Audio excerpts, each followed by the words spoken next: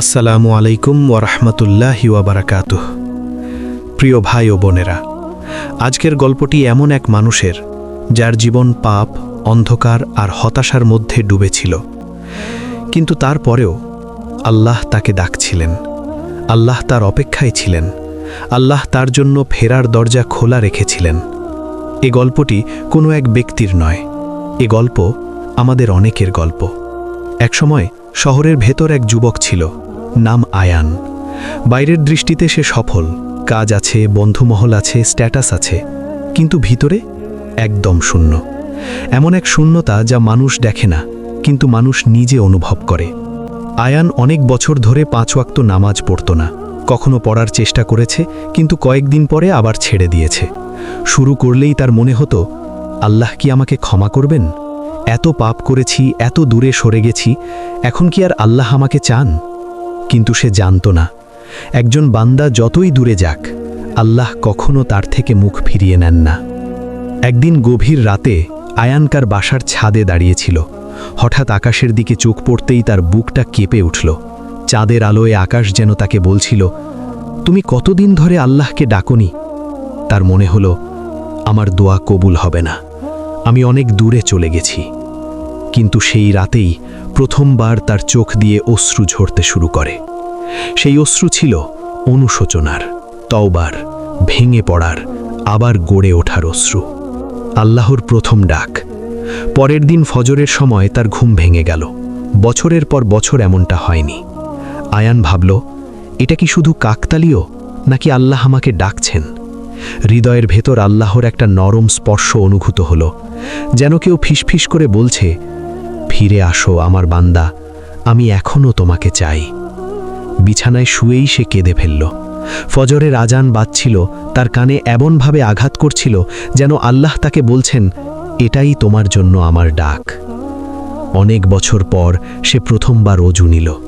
জলে হাত ধোয়ার সঙ্গে সঙ্গে মনে হচ্ছিল তার পাপগুলো ধুয়ে যাচ্ছে, কিন্তু নামাজে দাঁড়াতে গিয়ে হাত কাঁপছিল। একসময় সে সিজদায় করে কান্না করে ফেলল। এই সিজদা আল্লাহর কাছে তার ফিরে আসার সিজদা। যদিও নামাজে তার মনোযোগ ছিল না, সূরা ভুলে যাচ্ছিল, কিরাত ভেঙে যাচ্ছিল, কিন্তু আল্লাহ বলেছিলেন, আমার বান্দা আমার দিকে 1 হাত বাড়ালে আমি তার দিকে 1 হাত বাড়াই, সে আমার দিকে 1 বিগত বাড়ালে আমি তার দিকে 1 বিগত বাড়াই, সে হাঁটতে হাঁটতে এলে আমি দৌড়ে তার দিকে যাই। আয়ান অনুভব করল, আল্লাহ সত্যিই তার দিকে এগিয়ে আসছেন। কিন্তু পাপের জীবন থেকে ফিরে আসা সহজ নয়। বন্ধুরা তাকে ডাকত, চল আজ রাতে পার্টি আছে, চল আজ মজা করি। আয়ানের ভেতরে দ্বন্দ্ব শুরু হলো। একদিকে আল্লাহর ডাক, অন্যদিকে দুনিয়ার ডাকে হারিয়ে যাওয়া জীবন। সে বুঝতে পারছিল, শয়তান কখনো চায় না মানুষ সিজদায় ফিরে আসুক। তাই সে বারবার ফিসফিস করে বলছিল, এখন না, পরে হবে, তাড়াহুড়ো করে কি লাভ? কিন্তু আয়ান জানত, পরে মানে কখনো নয়। এক রাতে আয়ান ঘুমোতে যাচ্ছিল। হঠাৎ তার কানে আবার আজানের মতো শব্দ পড়ল। বাস্তবে কেউ আজান দিচ্ছিল না, কিন্তু সে যেন শুনতে পেল, হাইয়া আলাস সালাহ, হাইয়া আলাল ফালাহ। ঘুম ভেঙে গিয়ে সে কেঁদে ফেলল। সেই মুহূর্তে সে বলল, হে আল্লাহ, আমি ফিরতে চাই, আমাকে ধরে রাখুন। তার ভেতরে একটা আলো জ্বলে উঠল, একটা নরম টান, একটা অনুভূতি, আল্লাহ এখনও আমাকে ডাকছেন। একদিন সে অজু করে বসে আল্লাহর কাছে বলল, হে আল্লাহ, আমি অনেক ভুল করেছি, অনেক পাপ করেছি, অনেক দূরে চলে গেছি, কিন্তু আপনি যদি আমাকে ডেকে থাকেন তাহলে আমি ফিরে আসছি। এরপর থেকেই তার জীবনে পরিবর্তন শুরু হলো। তওবা এমন জিনিস যা রাতারাতি মানুষকে বদলে দিতে পারে, কারণ তওবা মানুষকে আল্লাহর সবচেয়ে কাছে নিয়ে যায়। আয়ান অনুভব করল, তার ভেতরের অন্ধকার আস্তে আস্তে আলোর দিকে যাচ্ছে। একটি স্বপ্ন যা জীবন বদলে দিল। এক রাতে আয়ান একটি স্বপ্ন দেখল। সে দেখল, এক বিশাল অন্ধকারের মাঝে সে একা দাঁড়িয়ে আছে। দূরে একটি আলোর পথ, আর সেই পথের শেষে দাঁড়িয়ে একজন বলছেন, এসো, দেরি হয়ে যাওয়ার আগে ফিরে আসো। সে জিজ্ঞেস করল, আপনি কে? কিন্তু উত্তর আসলো না। আলো শুধু বলছিল, ফিরে আসো। স্বপ্ন থেকে জেগে উঠে আয়ান কাঁপছিল। তার মনে হলো, এটা শুধু স্বপ্ন নয়, এটা আল্লাহর বার্তা। পরের দিন সে প্রথমবার কুরআন খুলে পড়ল, আর সেখানেই পেল, আর তোমাদের রব ক্ষমাশীল, করুণাময়। তোমরা যদি তওবা করে তার দিকে ফিরে আসো তিনি তোমাদের সব গুনাহ মাফ করে দেবেন। এ আয়াত তাকে কাঁপিয়ে দিল। আল্লাহর পথে প্রথম যাত্রা। এরপর আয়ান ঠিক করল আজ থেকে নতুন জীবন শুরু। সে নেশা ছাড়ল, গুনাহের আড্ডা ছাড়ল, অবৈধ সম্পর্ক ছাড়ল। বন্ধুদের বলল, আমার জন্য দোয়া করো, আমি বদলাতে চাই। অনেকে হাসল, কেউ মজা করল, কেউ বলল, তুই কিছুদিন পরে আবার আগের মতো হয়ে যাবি। কিন্তু আল্লাহ জানেন, যে সত্যিই ফিরতে চায় তাকে আল্লাহ থামান না। একদিন সে কুরআনের তিলাওয়াত শুনছিল। আয়াতগুলোর সুর তার হৃদয়ে গলে দিচ্ছিল। মনে হচ্ছিল কুরআন তাকে উদ্দেশ্য করেই কথা বলছে। বিশেষ করে একটি আয়াত তাকে কাঁপিয়ে দিল। হে আমার বান্দাগা, যারা নিজেদের উপর জুলম করেছ, তোমরা আল্লাহর রহমত থেকে নিরাশ হও না। নিশ্চয়ই আল্লাহ সব গুনাহ মাফ করে দেন। সে এত কান্না করল যে চাদর ভিজে গেল। বারবার বলছিল, আল্লাহ, আপনি এখনো আমাকে ডাকছেন। হৃদয়ের ভেতর উত্তর আসছিল, হ্যাঁ, তুমি আমার বান্দা, আমি তোমার অপেক্ষায় ছিলাম। আয়ান ভেবেছিল, আমি আল্লাহর পথে ফিরছি, এখন হয়তো আমার জীবন সহজ হবে। কিন্তু বাস্তবতা ছিল উল্টো। কারণ আল্লাহ বলেন, আমি কি মানুষকে এমনিই ছেড়ে দেব? বলবে আমি ঈমান এনেছি আর তাকে পরীক্ষা করব না? আল্লাহ যখন কাউকে নিজের পথে ডাকেন তখন তাকে পরীক্ষা করেই শক্ত করে নেন। ঠিক সেভাবেই আয়ানের পরীক্ষাও শুরু হলো। প্রথম পরীক্ষা তার পুরনো জীবনের বন্ধুদের কাছ থেকে। তারা বলল, তুই নামাজি হয়ে গেছিস, তুই তো ছিলি আমাদের সাথেই, এতটা ধার্মিক সাজছিস কেন? কেউ তাকে তিরস্কার করল, কেউ উপহাস করল, কেউ মজা করল। আয়ান দ্বিধায় পড়ে গেল। মাথার ভেতর দুটি কণ্ঠ, একটি বলছে, ফিরে যাস পুরনো জীবনে, বন্ধুরা তো তোরই। অন্যটি বলছে, আল্লাহর পথে ফিরে এসেছ, এখন থেমো না। এই সময় সে মসজিদের এক বৃদ্ধকে দেখে। বৃদ্ধ বললেন, বাবা, আল্লাহ যখন কাউকে নিজের দিকে ডাকেন, শয়তান তখন 10 গুণ বেশি চেষ্টা করে তাকে ফেরানোর। তুই দৃঢ় থাক, আল্লাহ তোকে ছাড়বেন না। এই কথাগুলো আয়ানকে শক্ত করল। আয়ান আগের জীবনে কিছু বড় ভুল করেছিল, যেগুলোর কথা মনে হলেই তার বুক হাহাকার করে উঠত। সে ভাবত, আল্লাহ কি আমায় সত্যিই ক্ষমা করেছেন, নাকি আমার পাপ এত বড় যে আল্লাহ রাগ করে আছেন? একদিন সে একজন আলেমের কাছে গেল। আলেম তাকে বললেন, আল্লাহ তোমার পাপ দেখে ঘৃণা করেন না, তিনি দেখেন সেসব পাপের পর তুমি কি তার দিকে ফিরেছ।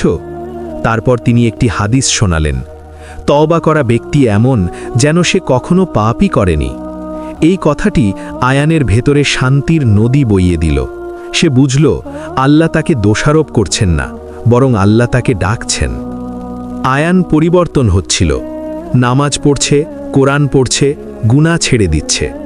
এতে শয়তান চুপ থাকতে পারে? এক রাতে আয়ান ঘুমানোর আগে খারাপ চিন্তা মাথায় এলো। হঠাৎ মনে হলো, আজকের নামাজ ঠিকভাবে হয়নি, অজু ঠিক ছিল না, তোমার মতো পাপীকে আল্লাহ কবুল করেন না। সে বিভ্রান্ত হলো, কিন্তু সে উপলব্ধি করল এই চিন্তাগুলো শয়তানের ওয়াসওয়াসা। তাই সে উঠে বসল, কোরআন খুলে পড়তে লাগল। একটি আয়াত তার চোখে পড়ল, নিশ্চয়ই শয়তান তার বন্ধুদেরকে ভয় দেখায়, তোমরা তাদের ভয় করো না, আমাকে ভয় করো। এই আয়াত যেন তার মাঝে ঢেউ তুলল। সে বলল, শয়তান আমার ঈমানকে ভাঙতে পারবে না। সেদিন থেকে তার মন আরও স্থির হয়ে গেল। এক রাতে ঈশার নামাজ পড়ে আয়ান সিজদায় গেল, কিন্তু সিজদায় উঠতে পারল না। কাঁদতে কাঁদতে বলছে, হে আল্লাহ, আমি খুব দুর্বল, আমাকে শক্তি দিন, আমাকে ধরে রাখুন, আমি আপনার পথে থাকতেই চাই। তার চোখের পানি কাঁদতে কাঁদতে সিজদার মাটিতে পড়ছিল। হঠাৎ তার হৃদয় শান্ত হয়ে গেল। মনে হলো আল্লাহ তার দোয়া শুনছেন, আল্লাহ তাকে কাছে টেনে নিচ্ছেন। সিজদার সেই রাতে সে অনুভব করল, আল্লাহর সবচেয়ে কাছে থাকার মুহূর্ত হল সিজদা। একদিন আয়ানের জীবন আবার কেঁপে উঠল। তার সবচেয়ে কাছের মানুষ, তার মা, হঠাৎ অসুস্থ হয়ে গেলেন। হাসপাতালে দৌড়াদৌড়ি, চিন্তা, ভয় সব কিছু মিলিয়ে আয়ান ভেঙে পড়ল। মায়ের বিছানার পাশে বসে সে মনে মনে বলল, হে আল্লাহ, আপনি কি আমায় ফের ডেকে নিচ্ছেন? আপনি কি আমায় পরীক্ষা করছেন? ডাক্তারের বলা কথাগুলো কঠিন ছিল, অবস্থা ভালো না। আয়ান অজু করে হাসপাতালের ছোট্ট একটা জায়গা খুঁজে নামাজ পড়ল, কাঁদতে কাঁদতে দোয়া করল, হে আল্লাহ, আপনি আমায় ডাকছেন, আমি এসেছি, এবার আপনি আমার মাকে ঠিক করে দিন। অবিশ্বাস্যভাবে পরের দিন রিপোর্টে দেখা গেল মায়ের অবস্থা উন্নতি হচ্ছে। ডাক্তাররাও অবাক। আয়ান বুঝল যে আল্লাহ তাকে ডাকছেন, তিনি তার দোয়াও কবুল করছেন। একদিন আয়ান মসজিদের এক বুড়ো ইমামের কাছে গেল। সে বলল, হুজুর, আমি আল্লাহর দিকে ফিরে এসেছি, কিন্তু আমি চাই আমি যেন কখনো এই পথ থেকে বিচ্যুত না হই। হুজুর তাকে বললেন, বাবা, আল্লাহ যখন কাউকে ডাকেন তখন আল্লাহ তাকে ছেড়ে দেন না, কিন্তু সত্যিকার পরিবর্তন তখনই হয় যখন তুমি তোমার ভেতরের অন্ধকারকে আলোতে রূপ দেবে। আয়ান জিজ্ঞেস করল, কিভাবে? হুজুর বললেন, মাত্র 3টি জিনিস। 1, নামাজ কখনো ছাড়বে না। 2, কোরআন প্রতিদিন পড়বে। 3, নিজের গুনাহের উপর চিন্তা করবে ও শোধরাবে। এই 3টি জিনিসের উপর তার জীবন বদলে যেতে লাগল। এখন প্রতিদিন আয়ান কোরআন পড়ে। কোরআনের প্রতিটি আয়াত যেন তাকে নতুন জীবন দেয়। সে অনুভব করে কোরআন তার ক্ষতগুলোর মলম, কোরআন তার অশান্তির শান্তি, কোরআন তার অন্ধকারের আলো। একদিন সে পড়ে, আল্লাহ তার বান্দার গুনাহগুলোকে পাহাড়ের মতো বড় দেখেন না, বরং বান্দার তওবাকে পাহাড়ের মতো বড় দেখেন। এই আয়াত তার হৃদয়কে আবার নরম করে দিল। সে ভাবল, আমি কত ভুল করেছি, কিন্তু আল্লাহ আমায় এখনও ডাকছেন। পরিবর্তনের যাত্রা সবচেয়ে কঠিন হয় নিজের সাথে যুদ্ধ। আয়ান নিজের নফসের সাথে যুদ্ধ করছিল। মন চাইতো আল্লাহর পথে চলতে, কিন্তু পুরনো অভ্যেসগুলো টেনে ধরতে চাইতো। কখনো রাগ, কখনো গীবাত, কখনো অলসতা, কখনো নষ্ট চিন্তা। সে একে একে এগুলোকে হারাতে লাগল। সে প্রতিদিন বলতো, হে আল্লাহ, আমাকে সঠিক পথে রাখুন, আমি আমার নফসের কাছে হারতে চাই না। এই দোয়াই ছিল তার শক্তি। এখন আয়ানের জীবনে নতুন স্বাদ, নামাজের স্বাদ, সিজদার স্বাদ, কোরআনের স্বাদ, রাতের তাহাজ্জুদের স্বাদ।